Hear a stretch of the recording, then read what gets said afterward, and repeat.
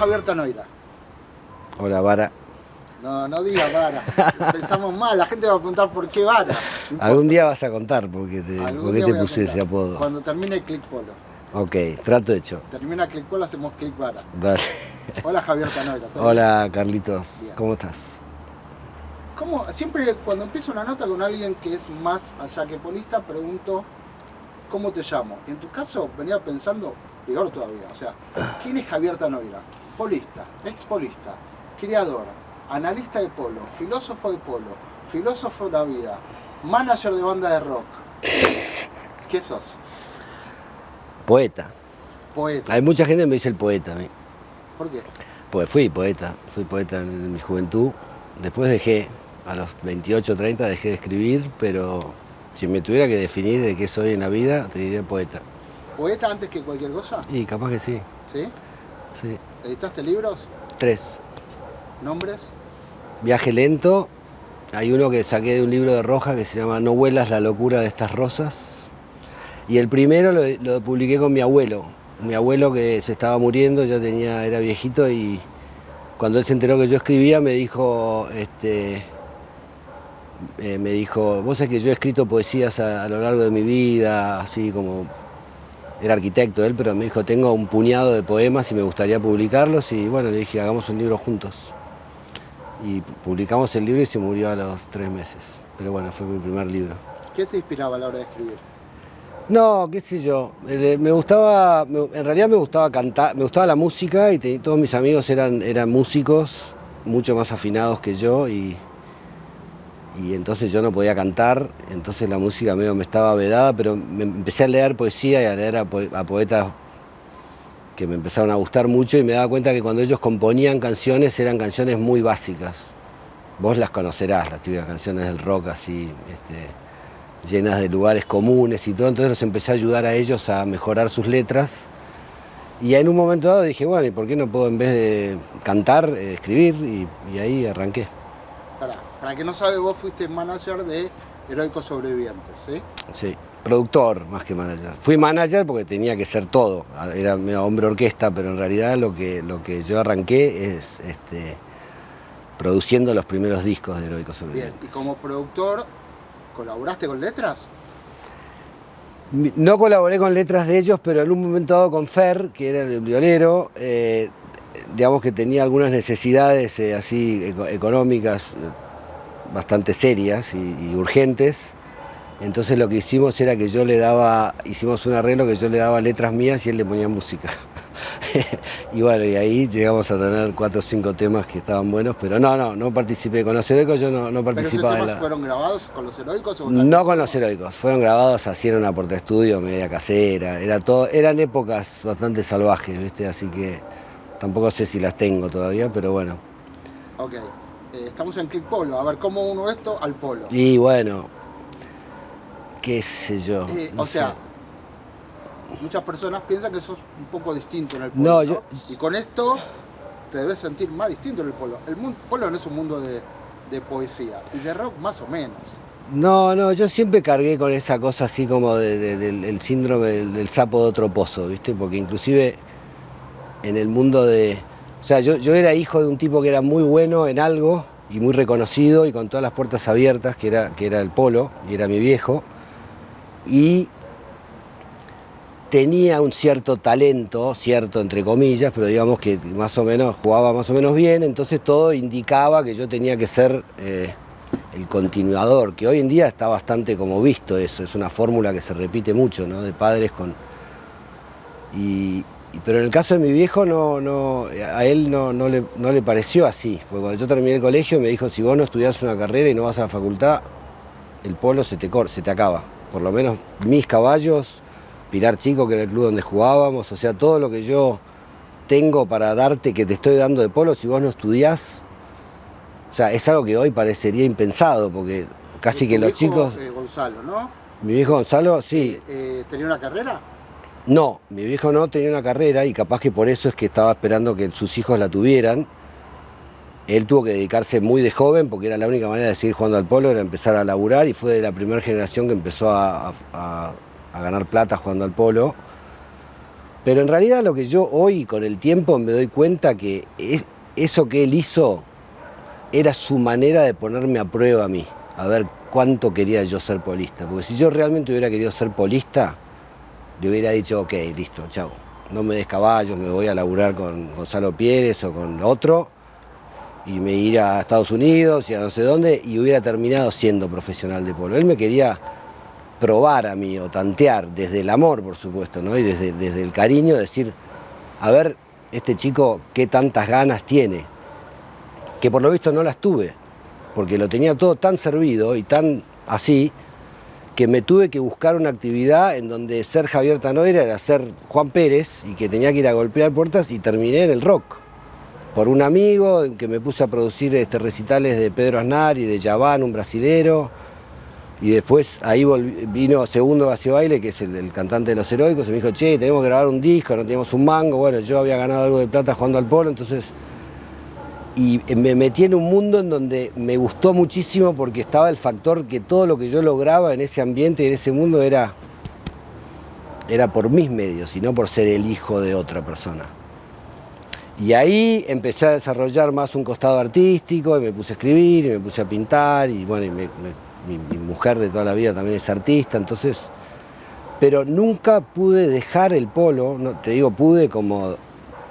O sea, no sé, nunca quise dejar el polo, porque me doy cuenta que lo llevo desde el minuto que nací y que nunca lo voy a dejar, aunque miles de veces reniegue contra el polo que se juega hoy o contra la modernidad, que ya parezca un viejo así, con los pelos parados, hablando de lo mal que está todo, pero sé que es parte de una parte mía que no la puedo evitar. Entonces dije, bueno, desde adentro vamos a tratar de ayudar y apoyar a lo que pueda.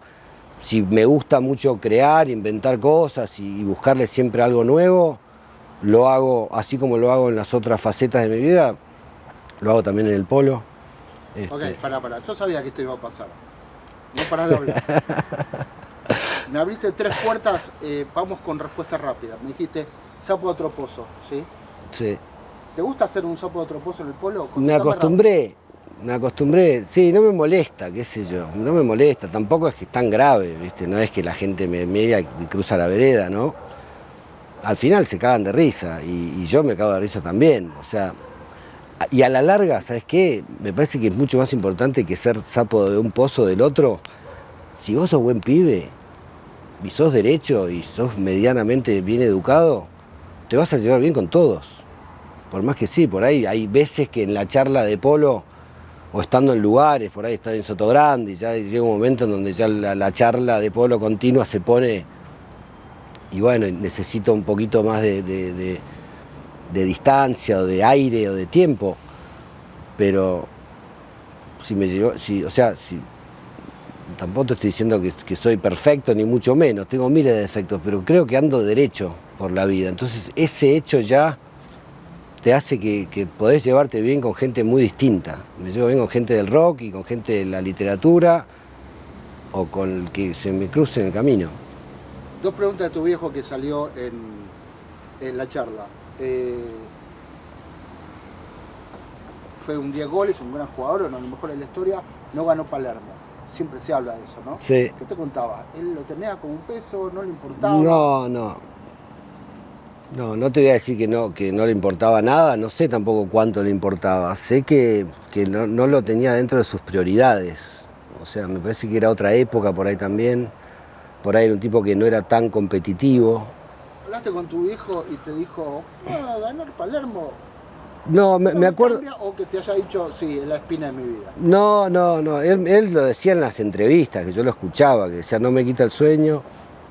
Eligió siempre jugar con sus amigos, eso es lo que la gente sabe, pero no lo vi nunca como un tipo mortificado o torturado por decir, no lo conseguí, ¿entendés? Ni idea. Y bueno, y en el caso mío, yo sí me acuerdo una frase bastante reveladora cuando yo estaba terminando mi carrera, de no sé qué, y de repente le escucho una entrevista que le hacen a Borges de por qué no había jugado al fútbol, ¿viste? Y Borges dijo, yo nunca quise ganarle a nadie.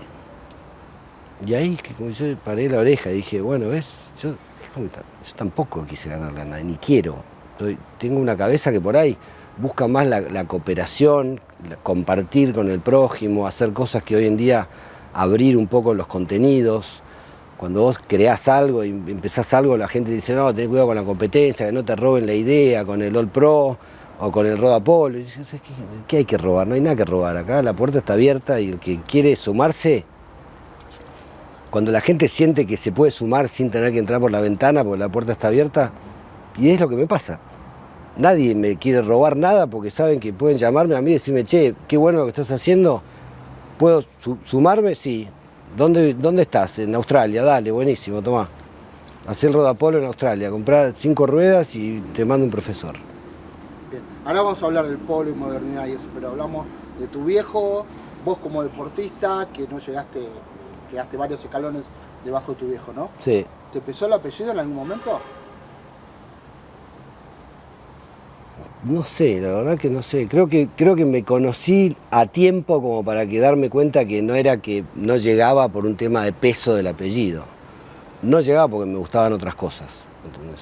Es como que dije, no puedo. O sea, cuando tenía 20, sí, terminé la facultad. ¿Palermo y todo? ¿Cuántas veces? Sí, un par de años jugué Palermo. Pero jugué Palermo porque tenía a 2 muy grandes amigos, muy generosos, que eran Pancho y Ale. A Pancho Benzadón y Ale Agote, que me invitaron y jugamos con Benjamín el primer año y después, bueno, Pancho se lastimó, jugamos con Bete y éramos el equipo número 8 y, viste, era un Palermo distinto, no era el Palermo que es ahora. Pero antes de jugar Palermo, yo en el año 96, cuando supuestamente un polista está así, yo me fui un año a la India, a un monasterio, viste, a meditar con el budismo. Después compré una camioneta, la bajé andando. Yo ahí ya sabía que lo mío no era el polo. Sin embargo, me divertía jugar, tenía acceso, tenía todo servido en bandeja. Bueno, jugaba. Pero si la pregunta, si me pesó el apellido, capaz que sí. Pero yo siento que de repente lo que no me hizo llegar hasta el nivel por ahí de ser un jugador de alto hándicap fue que me di cuenta que me gustaban otras cosas también. Y es muy difícil llegar a ser un alto hándicap cuando vos tenés un abanico de cosas muy dispersas. Cambiaron las épocas, ¿no? De tu viaje budista pasaron unos 25 o 30 años. Sí, por ahí. Hoy, el hijo de un exjugador que está empezando a jugar, llega a decir en el ambiente, me voy de un viaje a India a hacer budismo, no sé, lo deshereda. Le sacan el carnet de la calle Tanoira. No, bueno, sí, hoy cambiaron los tiempos, pero, o sea, y acá por ahí me pongo un poco crítico yo de los padres con hijos, que muchos de repente no terminan el colegio, en el afán por llegar y porque es tanta la presión que tienen, pero hay un componente económico atrás de eso. Hay una realidad económica, que es que el polo cada vez es más caro y más difícil de mantenerse. Entonces estos tipos llegan a 10 goles, o a 9 o a 8, pero arman unas estructuras de cría y de campos y de embriones y caballerizas y todo, que llega un momento que si su hijo no se hace un 10 goles o un alto hándicap, les cuesta mucho mantenerlo. Entonces por eso es la urgencia, ¿entendés? De estar como presionando y que quieren que jueguen a los 13 años, ya juegan tal copa y a los 14 tal otra y que llegan y contrato afuera y montarse acá y montarse allá. Porque es la manera para que el chorro de plata y de ingresos para mantener el circo siga fluyendo. Bueno, es cierto eso, pero también es cierto que a los 13, 14 años tienen un nivel que 10 años atrás olvídate. No había, 20 años mucho menos. Pero ni hablar. Tocan en la puerta de que lo quieren jugar así. Sí, por supuesto, pero cada vez tienen mejor nivel, pero es que si son atletas rusos. Los tienen desde que son chiquitos con el látigo, o sea, no el látigo, pero digo, los tienen y son re fanáticos, están todo el día ahí. Yo lo veo con hijos de mis amigos, con mis sobrinos. No estoy diciendo que esté bien o malo, que sea mejor o peor. Para eso. Lo que digo es que pasaron 25 años desde que yo tuve, o más, y que en la época mía era muchísimo más fácil llegar a jugar el abierto. Si vos me decís, ¿jugaste el abierto? Te lo digo, bueno, sí, hoy no lo hubiera jugado ni loco, no hubiera llegado. Fuera de la cancha, ¿el polo está mejor o peor que hace 25 años? ¿Qué llama fuera de la cancha? Estructura, organización, no en cuanto a, porque esa es otra pregunta y es parte de lo que luchaste muchas veces en los últimos años, ¿no? Dentro de la cancha es el lindo... Reglas. Reglas. Dentro de la cancha, reglas, ver el polo, si es lindo, feo, Bueno. el espectador. Fuera de la cancha es estructura, esto que decían los chicos más chicos, Mirá, más fácil o más difícil, patrones. hay cosas, fuera de la cancha hay cosas que me gustan mucho del polo de hoy. Hay algunas que me gustan un poco menos y hay algunas que no me gustan nada. Nada. Por ejemplo. ¿Cuáles querés que te diga? Las buenas, después las malas. Las buenas es que se ha armado una estructura de polo amateur, sobre todo muy grande, de mucho polo, sobre todo en años, por ahí, no tanto ahora que se puso más picante el tipo de cambio y los costos, pero de la pandemia para acá hubo un auge de polo grande, de polo amateur. Pero ¿qué pasó? Hubo un par de accidentes feos, ¿no es cierto? Entonces la Asociación de Polo, con bastante buen criterio, empezó a poner reglas un poquito más tendientes a la seguridad y todo, que en algún punto se trasladaron al polo de triple corona y al polo de los profesionales, ¿entendés? Y ahí es donde yo creo que por ahí sí valdría la pena sentarse a establecer una especie de una grieta, ¿no es cierto?, entre el polo amateur. El polo amateur es una cosa que es muy curiosa porque es como que no existe otro deporte de riesgo. El polo es un deporte de riesgo, es peligroso, la gente se lastima, se muere, o sea, y está practicado en un 80-85% por jugadores amateurs, por jugadores de fin de semana. Más todavía. O más. Entonces vos decís, nombrame otro deporte que vos digas, no sé, el motocross, o la delta, Generalmente los deportes de riesgo los hace gente profesional. Acá lo que hacemos es un deporte de riesgo practicado por gente amateur. Hay que poner reglas específicas para eso, para que no se lastimen, ni se maten, ni nada. Ahora, cuando lo trasladás al polo profesional, ahí podés ser un poquito más laxo y dejar que el riesgo... O sea, te pongo un ejemplo. Por ejemplo, vos, Carlos Beer, se sube en Fórmula 1. Te subimos al monoplaza de Colapinto, listo, bueno, arrancás. Si el auto no te lo bloquean de la velocidad o no te lo configuran para que no te mates, en la primera curva te la ponés contra el muro, ¿no es cierto? Vos, yo, Guada, el que sea. Perfecto, entonces vas a 80, te lo limitan a 80 para que Carlos Beer ande en el Fórmula 1 80. Se sube Colapinto y Colapinto tiene que ir a 300, porque la manera de que sea atractiva la Fórmula 1 es que vaya a 300 y que sea peligrosa y que tenga el riesgo de pasarle así al muro y de tener un accidente.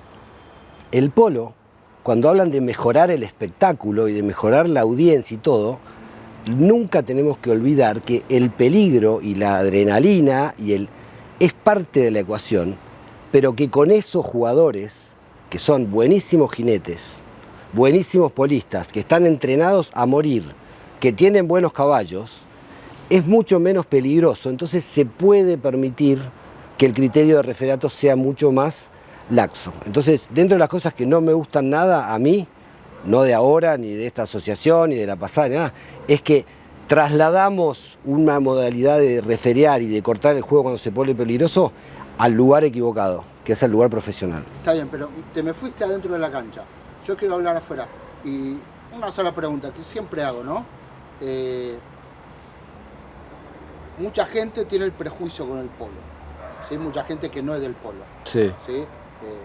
Lo he dicho varias veces, gente que uno le regala entradas y dice, a mí me puedo ir, me dejan entrar, bueno, ese tipo de cosas. ¿Cómo es el polo desde afuera, como ambiente? Ok. Bueno, lo que pasa es que es un deporte es un deporte estigmatizado y es muy difícil sacar el estigma de las cosas. Cuando vos decís que hay algo que ya tiene esta etiqueta, no es que la sacás de un día para el otro, decís ahora. De hecho, también en el Palermo para todos y las entradas gratis pasó que por ahí iba gente, se sentaba en la tribuna C y venía un tipo que tenía su abono de hace 25 años y veía sentado a un pibe en la tribuna y le decía, entonces, ¿quién tiene razón? ¿El que estaba ahí o el que tenía el abono? Entonces, bueno, por ahí hay que pulir. La idea en sí no es mala de llenar, si no vas a vender entradas porque no hay interés. Hay una cosa que es muy difícil del polo y que le juega mucho en contra y contra la cual es muy difícil hacer algo, que es la complejidad para entender el polo. porque es un deporte que combina ángulos, velocidades y distancias. Son tres variables. O sea, si viene en ángulo, si viene más rápido, más despacio y si hay distancia entre los que pasan. Eso hace tan subjetivo el referato y tan difícil de entender para el que va a Palermo. Vos vas un tipo a Palermo y de repente ves tipos que están levantando el taco y levantan el taco y se pasa y de repente tocan el pito, de repente no lo tocan. Entonces eso le juega en contra para sumar nuevas gentes. A mí me acuerdo que yo tuve una reunión con Eccleston en Inglaterra para tirarle el olor pro polo y todo, y me dijo, olvídate, me dijo, el polo es muy difícil de entender, está muy estigmatizado, está visto como un deporte de gente de plata y de gente que la gente tiene miedo, no sabe si tiene acceso, como vos decís siempre, que hay gente que no sabe si puede entrar a Palermo o cómo tiene que ir vestida.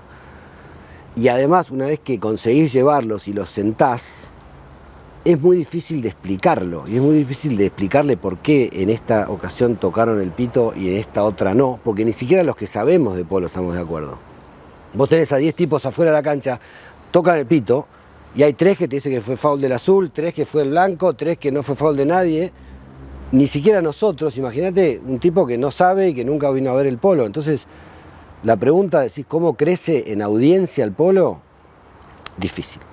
¿Por qué el polo no atrae gente? Bueno, yo de lo que más crítico soy, ahora te voy a decir a lo que no me gusta nada. Te dije lo que me gustaba un poco, ahora me parece que el talón de Aquiles del polo de Triple Corona es el sistema de acceso. El sistema de acceso es un sistema casi que planeado por un enemigo al polo. No el de ahora, el de hace, que es a través de los hándicaps individuales de los jugadores. Eso hace que los equipos no tengan fuerza. Y en cualquier deporte que los equipos no existen y no tienen peso, el deporte es muy difícil hacerlo crecer. Vos sos hincha del rojo. Imagínate si Bocchini hubiera sido en su época tan bueno que Bocchini hubiera dicho, no, voy a hacer mi propio club. Me voy Independiente y hago mi club. Se pone viejo Bocchini y el que viene después hace su otro club. Lo que viene pasando en el polo es que los equipos no perduran porque el sistema de acceso está en cabeza de los jugadores. Los jugadores primero con el hándicap y ahora con los puntos. Entonces el alma de un deporte son los clubes. En cualquier deporte que tenga audiencia de básquet, de béisbol, de fútbol americano, de rugby, el color de la camiseta, el padre con el hijo que va a la cancha a ver el fútbol, eso es el componente fundamental que el polo no tiene, porque los equipos vienen, pasan. Los jugadores son las estrellas, pero son estrellas efímeras. Tuviste muchos años la Delfina Alertina. Buenísimo. Ojalá que las tengamos muchísimo más. Ahora, llega un momento en donde la Delfina de Alertina, cuando no tengan ningún pariente jugando ahí, los que jueguen van a decir, pero ¿por qué tengo que jugar para la Delfina? Si puedo hacer mi propio club, corto el pasto de una cancha, como pasa ahora, que hay clubes que se anotan que hace 2 años no existían. O sea, y no estoy tampoco en contra de ellos, lo que estoy diciendo es que es un sistema que no contribuye a que el deporte crezca, porque los deportes en el fondo es una excusa para que haya conexión por ahí padre e hijo, que vayan a la cancha, madres, hijas, no solo de hombres, pero digamos, el amor por los colores de la camiseta es un componente fundamental en todos los deportes que vos quieras ver, en el rugby, en el fútbol, es el amor por el club. El club en el polo no existe. O sea, existe, pasa, el jugador se pone viejo, tipo Suárez, chau, Suárez hace 20 años que no tiene un equipo en Palermo, o 15. Imagínate que Suárez hubiera mantenido el nombre es Suárez. La Natividad gana el abierto al año siguiente, mientras juegue con 4 o 6 goles para que no te entren por la ventana los patrones. Y bueno, están en su derecho. Si quieren jugar el Geta y el Barto con 2-6 goles, jugarán con 2-6 goles. Si los cagan a palos, saldrán quintos en vez de primeros y al año siguiente clasificarán quintos. Pero para mí, no sé si se va a poder cambiar en un momento, pero decís, ¿qué es lo que no te gusta de afuera de la cancha? Además, vos pensás en algo. Yo lo he estudiado bastante. Los partidos no valen nada. A mí me llama y dicen, vamos a ver el repechaje, porque el repechaje, no, acá el equipo que pierde se queda afuera y el que gana entra en Palermo. Y decís, ¿qué repechaje? Si yo sé que los 8 que están jugando acá adentro, o sea, este último año, Carlos, los 10 equipos de Palermo se desarmaron los 10. Los 10, no quedó uno. Quedó uno solo que mantuvo 3 jugadores. Todo el resto cambió 2 jugadores del equipo. Los del repechaje, los que ganaron, los que perdieron, los que ganaron la cámara, los que perdieron. Entonces vos al final, ¿qué vas a ver? Voy a ver el repechaje. Si termina el repechaje y se suben al auto y miran el WhatsApp a ver quién los llamó del equipo que quedó más arriba.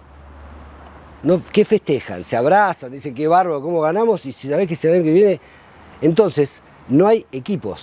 Los jugadores no juegan más en equipos porque saben que en el fondo están solos. Se llevan sus puntitos a su casa y se sientan a esperar a ver quién los llama para conseguir un equipo mejor.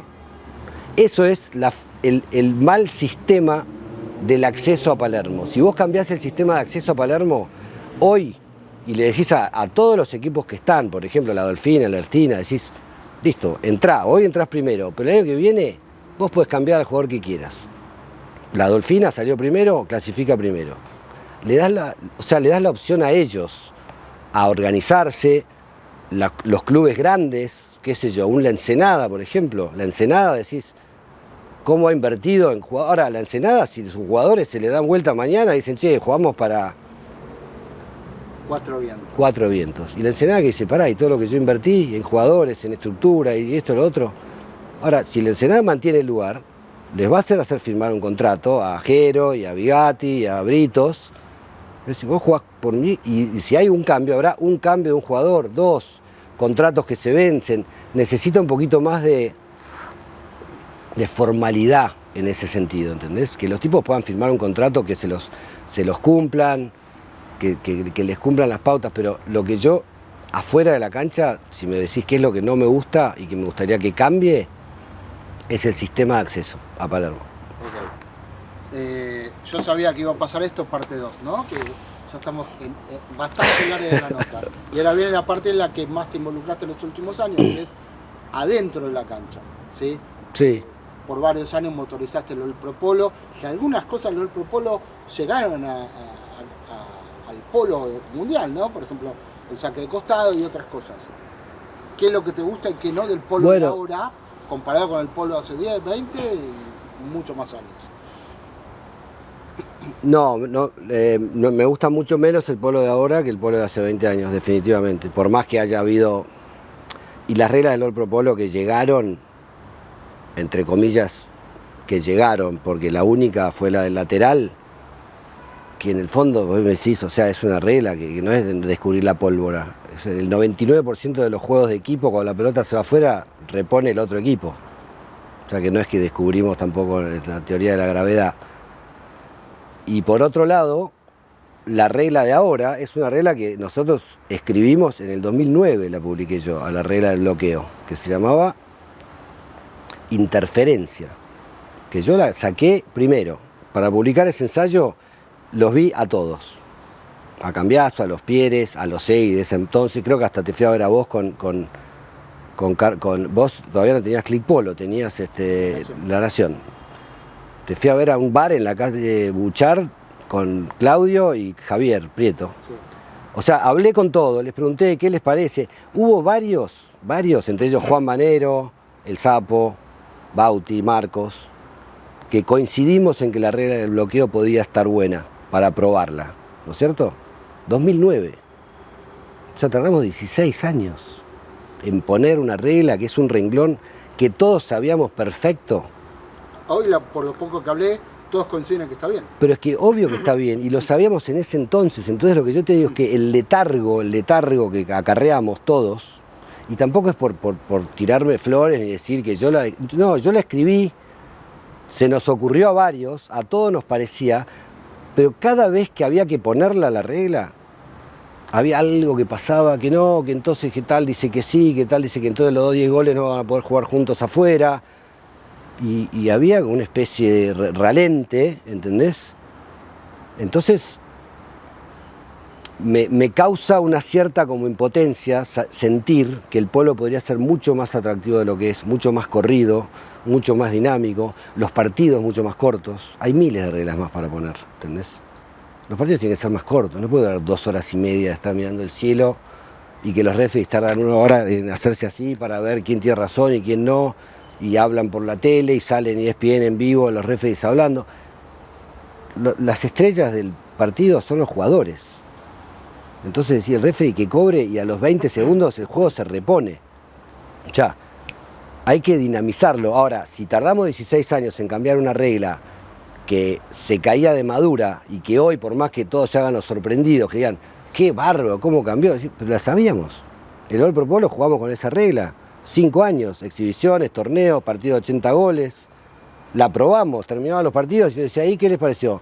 Buenísima. Bueno, ¿vamos a ponerla? No, bueno, pero tal, dice que sí, que no, que el otro, que no le parece, que entonces... ¿Pero es por letargo o por otra cosa? ¿Sabés por qué es? Decime. Te voy a decir por qué me parece a mí. Por ahí estoy equivocado.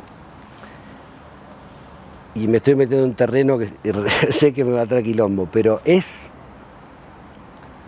porque hoy el poder lo tiene gente que está en un permanente estado de competencia, ¿entendés? Y volvemos por ahí a lo que me pasó a mí con mi vida y con mi carrera de polista.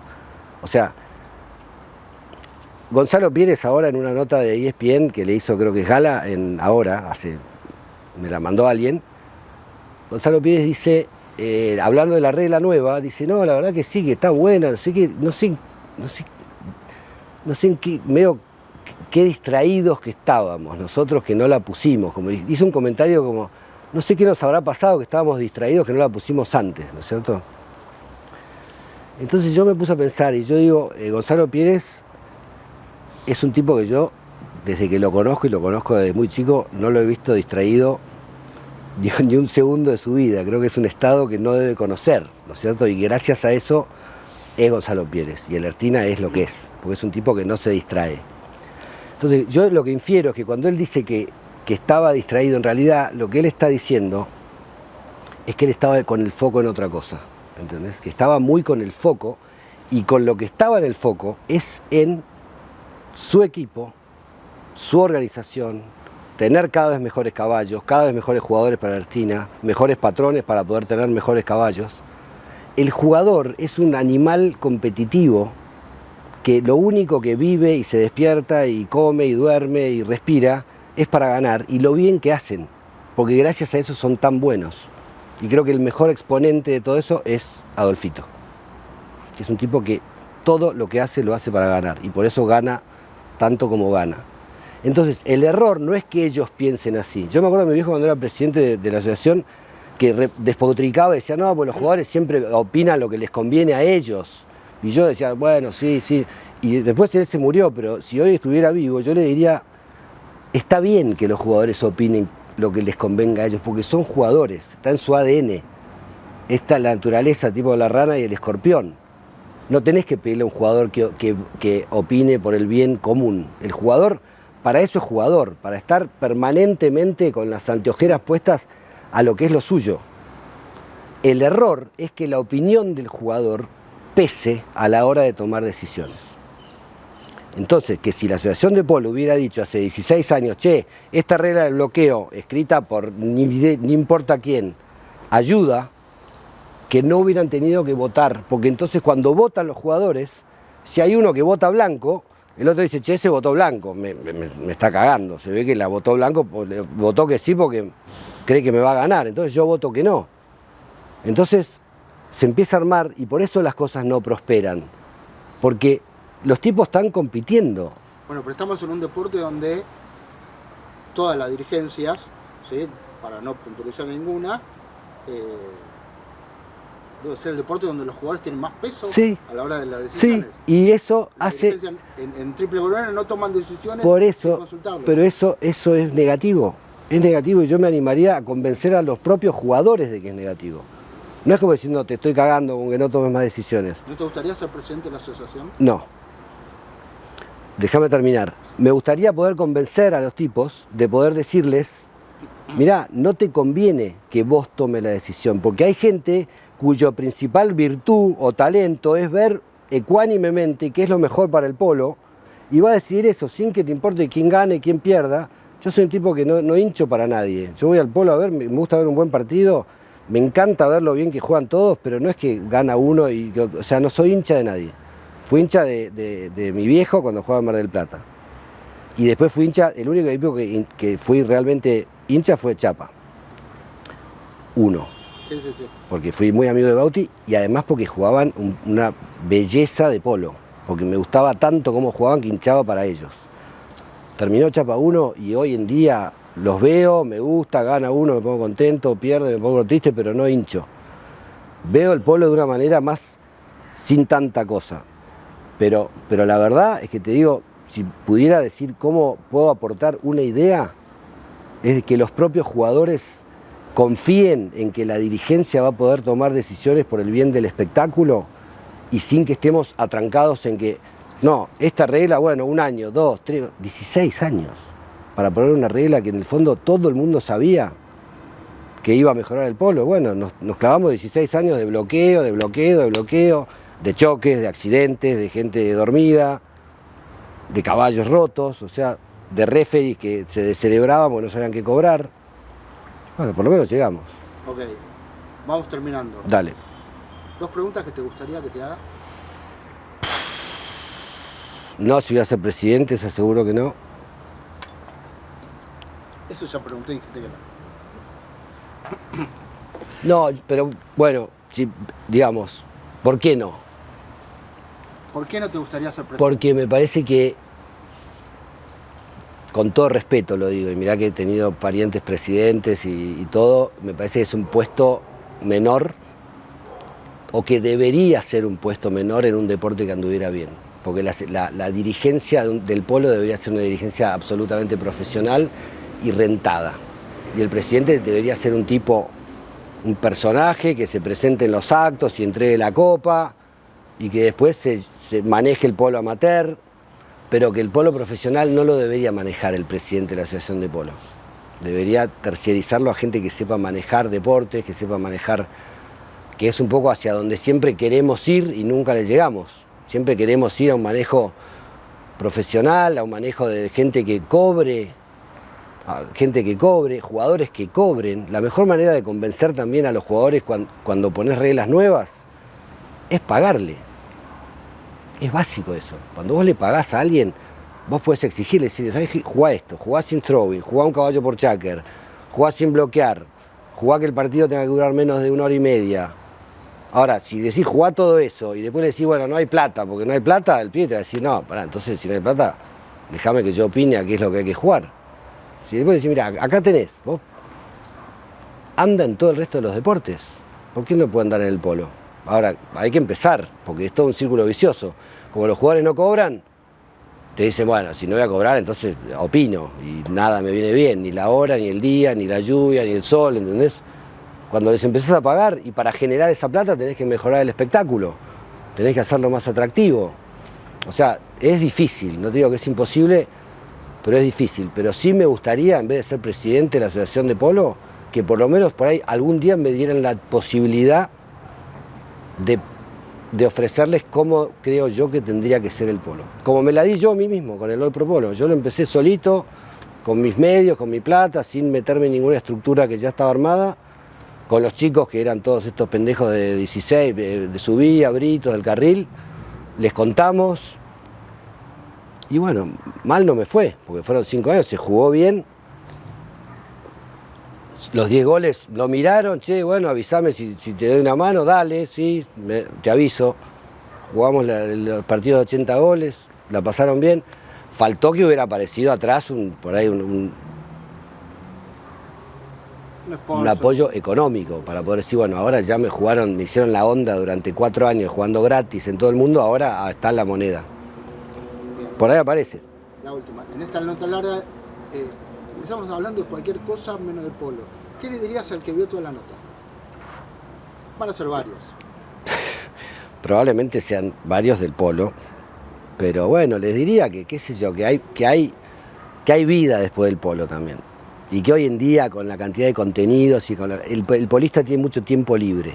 Entonces yo le tuviera que dar un mensaje con toda humildad a los chicos, dentro de los cuales hay muchos que conozco de que son así, que con el ROD ahora me los conozco a todos los chiquitos de 14 años para abajo, los conozco y me conocen. Si les tuviera que dar un consejo, aunque quieran ser polistas, y ojalá que sean muy buenos polistas, todo, que aprovechen el tiempo en cultivar un poquito la cabeza, la mente, hay un montón de información afuera, un montón de actividades para hacer, o sea, que no se encajonen, que no se encasillen, que terminen el colegio, que si pueden hacer una carrera, aunque más no sea para manejar sus finanzas o la economía que van a tener jugando al polo, que no se crean que todo el día tienen que estar solamente pensando y respirando polo, porque hay mucha gente que lo ha hecho muy bien, teniendo un poquito más de diversidad. Y hoy en día, con toda la tecnología a mano que hay, o sea, que el mundo está lleno de cosas buenas, además del polo, y que no tienen que renunciar a nada para encontrarse con alguna de ellas. Gracias. A vos. Clarísimo.